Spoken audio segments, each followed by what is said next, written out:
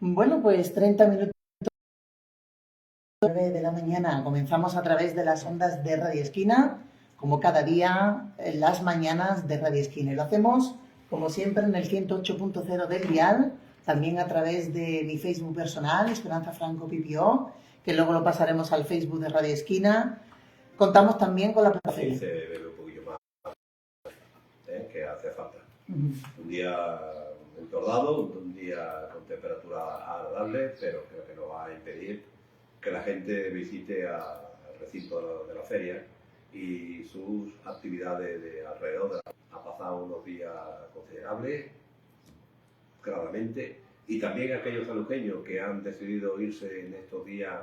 Incluso he visto este año que hay más bares cerrados, no cerrados de 3 o 4 días, sino de una semana entera. Cuestión de analizarlo, ¿no? Pero en fin, aquellas personas que han decidido marcharse estos días con otra alternativa que no sea la feria, pues hacerlo lo mejor posible. Bueno, Esperanza, me dice Pastora, a ver si me atiende, porque está en otra parte. Todavía no me está atendiendo, está pendiente de la conexión de otra persona. A ver si me escucha. No, está ahí, que no.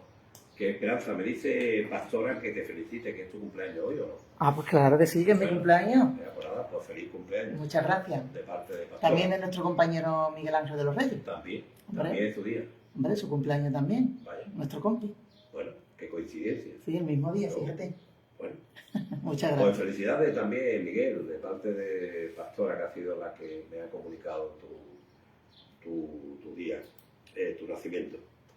Buenos días, José Juan. Buenos días. Oye, me adhiero a la felicitación de a Esperanza, a Miguel Ángel, y si tiene algo que ver, que hoy también es Día de los Ángeles, ¿no? De los Ángeles de la Guarda. Muy bien. Muy bien. Muchas gracias.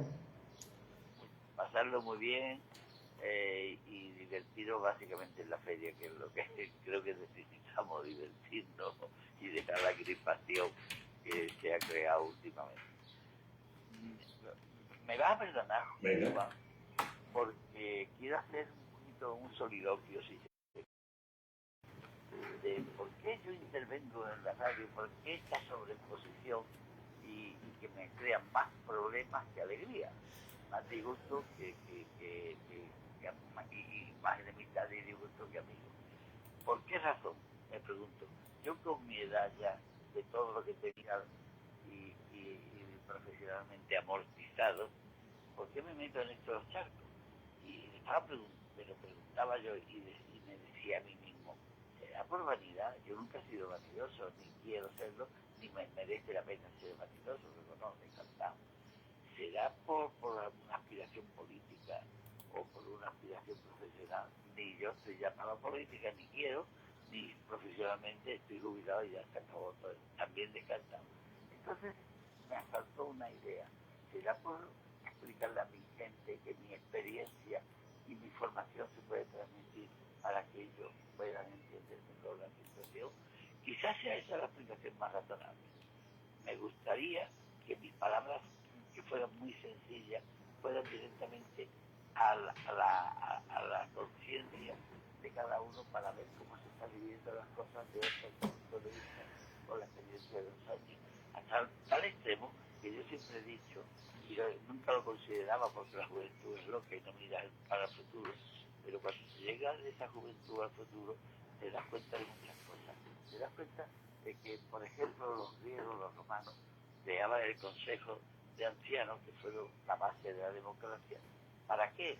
Para los jóvenes que no habían vivido la experiencia de hechos acontecidos anteriormente, le explicaran a los ancianos cómo lo habían resuelto y ver si había sido favorable o desfavorable. Y ahí se empezaron a crear realmente las leyes. Fíjate, tan antiguo como eso. Para no, ahora a la gente tan amortizada y se le quita de medio cuando pasa una cierta edad. Dicho esto, ¿por qué quiero entrar? Porque voy a hablar de un tema no político, pero sí económico, que no por repetido la gente del pueblo no se entera. Voy a hablar de lo que debemos. Y para eso vuelvo a hacer la misma comparación que he hecho siempre, lo que vemos como nación, como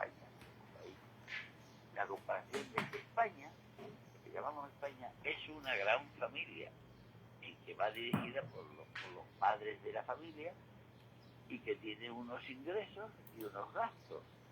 Los ingresos provienen de los sueldos de los elementos de la familia, de algún dinero que no tengan en el banco, de suertes en la lotería, etcétera, etcétera. Tiene un paquete de ingresos. Y después tiene unos gastos que son obvios. Tienen que pagarle el colegio de los niños, los médicos, la comida, el transporte, el alquiler, en caso las hipotecas, una serie de ítems que conforman los gastos. Pues comparados los dos, una familia que va bien, los ingresos suelen ser algo superior a los gastos. Y entonces se crea una figura que es el ahorro. Entendido esto, vamos a definir qué es un Estado cada cosa. En un Estado existe el presupuesto general del Estado, en el que vienen contempladas partidas de ingresos que vienen vía ordinaria a través de los impuestos, a través de una serie de acciones que van entrando y de préstamos que le hacen todos los países y instituciones mundiales a este gobierno para que funcione. Y unos gastos que son los gastos normales del país, son sueldos, seguridad social, pensiones dentro de la seguridad social, ejército, ministerio, en fin, obras públicas, un montón de gastos que conforman una gran cantidad de gastos. Cuando se comparan los ingresos con los gastos, si suelen ser, porque así es la función de esto, los gastos superiores al ingreso, se crea lo que se llama déficit del Estado. Y ese déficit va a engordar a otra cuenta, que es la deuda que viene arrastrando de muchos años, la deuda soberana del Estado. ¿Lo he explicado un clarito, Juan? Perfecto. Bueno, pues ahora vamos a entrar en materia. Cuando uno ve que la deuda del Estado de España, la deuda del Estado español, la deuda soberana, lo que le debemos a todo el mundo que anda para adelante y para atrás, es de 1.000.000.000 con B, 500.050 millones de euros, 1.000.000.000, Juan, 1.000.000.000. Pues eso es imposible de pagar, pues decir, pero es que esto lo vengo acumulando por lo menos desde el 1900, yo qué sé, pero se empieza a contar desde el 2008, que nuestra deuda no había sido variada antes. La deuda general del Estado oscilaba entre 200.000 hasta el 2008, que fueron 500.000 millones de euros, y a partir del 2008, 500.000 millones de euros, ahora en esos momentos, de 1.550.000 millones de euros, ya triplicado, Juan, multiplicado por 3, un 300% más. Entonces, no podemos pagar eso, pero sí tenemos que pagar esa deuda, los intereses, porque el banco te dice, no me puede pagar el principal, cosa que es raro, que nada más que se dan los países. El pobre familia que estoy hablando, que tú le debes dinero al banco, te tiene que pagar el interés y lo que le debe, pero aquí no, aquí te dice, nada más que te voy a cobrar los intereses, es lo que debe. ¿Sabe cuánto tenemos que pagar este año? Le estamos pagando en el 2023 de intereses de esa deuda loca y grande y monumental, de las mayores probablemente de Europa. Sí. Estamos pagando 23.400 millones de euros, que tenemos que pagarlo, plan. Es decir, 90 millones de euros diarios. Está bien, ¿eh? Está bien. Pero ahora dice, ¿y cuántos podemos pagar si esto loco como está creciendo para el año 2024? Pues pagaremos aproximadamente 40.000 millones de euros. Que nada más que esto me da, y me omito ya los 300 y 400 y los redondeo, porque cuando 1.000.000 de euros para una persona es una locura, aquí se suprimen, se borran. Ya lo dijeron todos los economistas que en el mundo han sido, que cuando se tiene una deuda hay que, y los ingresos no se pueden variar, o si se varían ya sea así inviable el país, porque por supuesto los ingresos están vía de España, que hay tantos ministerios, habría que haber un ministerio de explicar a la gente las cosas como son para que se enteren, y le llamaría yo el ministerio de la simplicidad en la información, porque cuando yo estos datos que los estoy dando así, he tenido que buscar de sitios, porque son tan farragosos son, oiga, dígame cuánto debo, no me vengan las comparaciones, esto parece que es que quieren tapar la realidad de las cosas.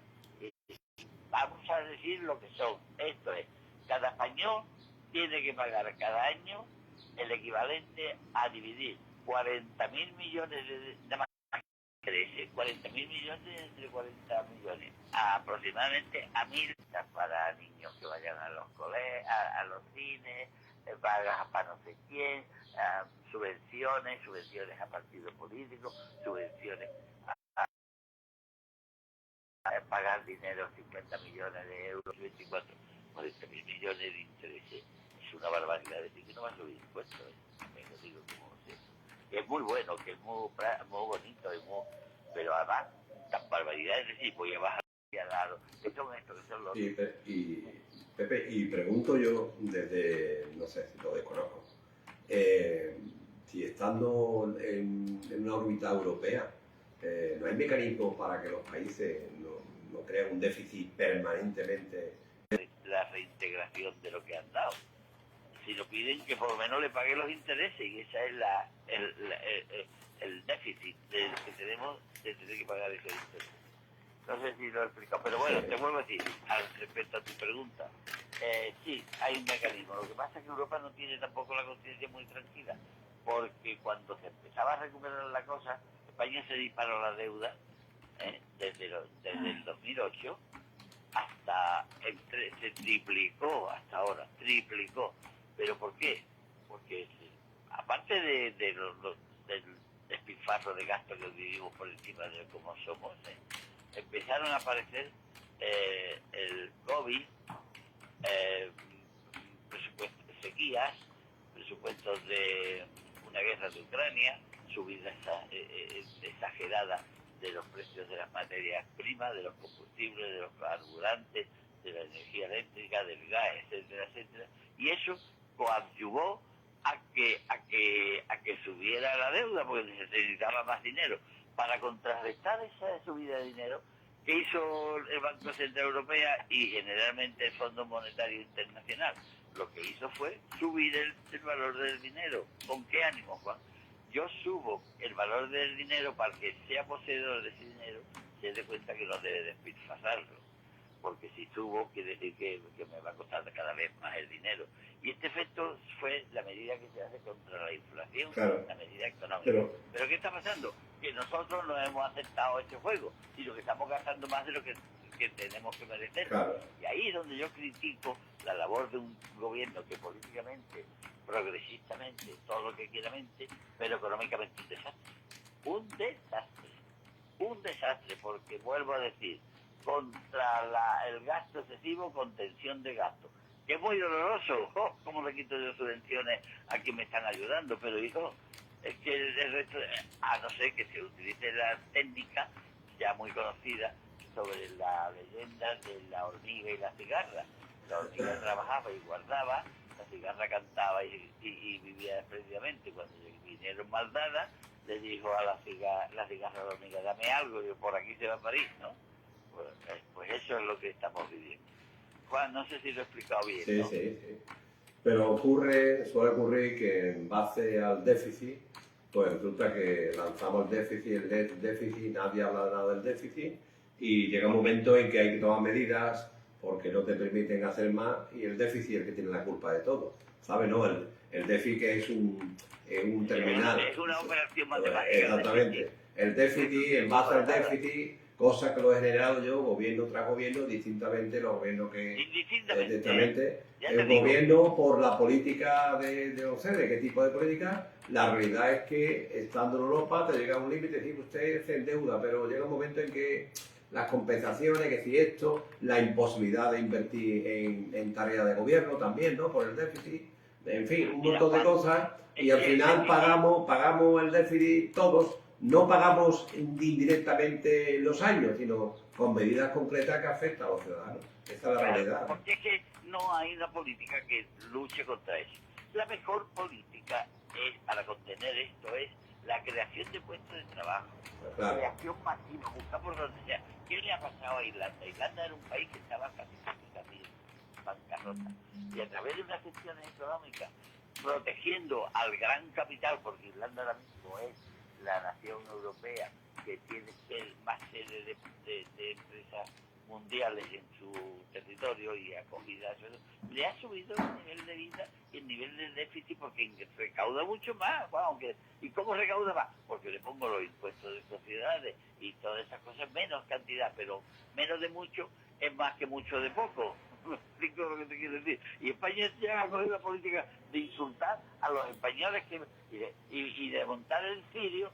Cuando después de haber insultado a los empresarios españoles, uno dice, oye, que te den que me voy, como Ferrovial, que ya no se habla nada de Ferrovial, no se dice nada, se va, se establece en otro sitio y aquí todo el mundo callado. Coño, ¿no te estás dando cuenta que te están diciendo en la cara que estás equivocado? Cambia de política, pero, amigo, estoy agarrado a una ideología que no puedo hacer esas cosas, de política económica, me refiero, ¿no? Y en fin, eso es más o menos lo que yo quería llevar a la expresión de lo que está pasando, según mi criterio, en España, que puede explotar. Que no sé quién quiere quedarse con España, está loco, que yo desde ahí, desde Europa, teniendo en cuenta la libertad de endeudarse de los países hasta un cierto margen, debía tener mecanismos más severos, ¿no? Porque yo el otro día escucho que Europa avala la política económica de España y me quedó asombrado. Esa es la mentira más gorda. ¿Quién lo dice? Nuestra prensa mediática, ¿eh? Claro, pues... Eso no es verdad. Vamos, que ha contenido un poquito, pero si contener gasto público es pasar el déficit de 27.000 millones que se va a pagar ahora a 40.000 en el 24, pues vale una forma de contener. No crece con el crecimiento que iba. Han parado un poquito, pero hay que seguir pagando. Se me dejen de historia, ¿no? Bueno, Juan, yo quería que ahora a un tema particular. Venga, pues verás tú. Que me perdonen, pero lo digo desde el respeto y desde el cariño. Y me voy a referir esta vez a Costa Noroeste. Venga. Costa Noroeste, que es una televisión pública, pero que dedicada a San Lucas y a su entorno. En cuanto a las actividades sociales, fútbol, carrera de caballo, Semana Santa, una serie de actividades, para mí me parece una bendición, lo hacen perfectamente bien, en eso los felicito. Con respecto a sanluqueños, también me parece que hace una labor magnífica. Hay programas del 60% del contenido de este programa, como mínimo, está dedicado al Atlético Sanluqueño y tratado con respeto, con cariño y con ayuda. Todo eso lo veo bien. Lo que yo ya no veo, porque no los veo, los contenidos políticos, pero porque no los veo, ¿por qué? Porque me aburren y porque veo partidistas y sectarios los pocos que he visto. Pero ahí están, bueno, cada uno que lo juzgue y se den cuenta, ¿no? Pero yo no creo nada justo la actuación que tuvo el director de programa, y lo digo con nombre y apellido, al cual admiro y creo que es un gran divulgador, creo que es un gran divulgador, Antonio Fernández, que vino a decir que le habían criticado mucha gente a su programa porque no era atletista, cosa que si lo han dicho esa gente no llevan razón. Yo lo veo que es un programa que defiende al atletismo, como defiende a todos los deportes de Sanlúcar, ¿eh? Que hay que decir la verdad, que eso no es fácil. Pero yo, y no me quiero con esto justificar nada, soy socio número 37 del Atlético Sanluqueño, y digo que soy del 37 porque hubo una época en mi vida que viví en Madrid, viví fuera de Sanlúcar muy lejos, y fuera de España, y entonces para hacerse socio era casi no en la facilidad que hay ahora a través de la informática, que entonces no existía. Pero a pesar de eso tengo el 37, Juan, y me siento dolido sin que sea yo el aludido, pero por eso el error más de un periodista que no ha entendido bien la idea es dirigirse a gente diciéndole que hacen cosas mal, pero sin decir el nombre, porque ya te digo que la cantidad de aludidos puede ser mucha y variada. Y perdóname si te ha molestado, Antonio, porque lo digo de corazón. Creo que haces un magnífico programa, de verdad. Y lo digo de verdad, yo no me emprenda cuando la gente hace las cosas bien. Pero no ha sido justo en esta vez. Dicho. Pues estupendo, aclarado. Para eso están los micrófonos de Radio Esquina, para aclarar todo aquello. No, y la lógica, ¿no, Juan? O que no es lógico lo que estoy diciendo. Evidente. Ahí llega un momento en que si realmente uno se siente aludido, por comentarios fuera de que no sea procedente, pues fácil decir los nombres y ya está. No pasa nada. Pero aquí una cosa es ser aludido y otra cosa es ser crítico. Claro, bueno. Hay gente que son críticas porque no quieren hundir, sino que mejore, ¿no? Porque para mí, palabras de honor, a mí la televisión, aquí, a través de internet, por eso cuando falla, que falla frecuentemente, esto sí es crítica, los enlaces o por no sé por qué razón, todavía el internet no está perfectamente bien. Me quedo sin ver una cosa importante de mi vida, que son cosas de San Lucas. Y las cosas de San Lucas para mí no es la política, que podría ser, pero no. Yo eso lo tengo claro que va por otro camino. A mí lo que me interesa en San Lucas es las acciones sociales. A mí me gusta saber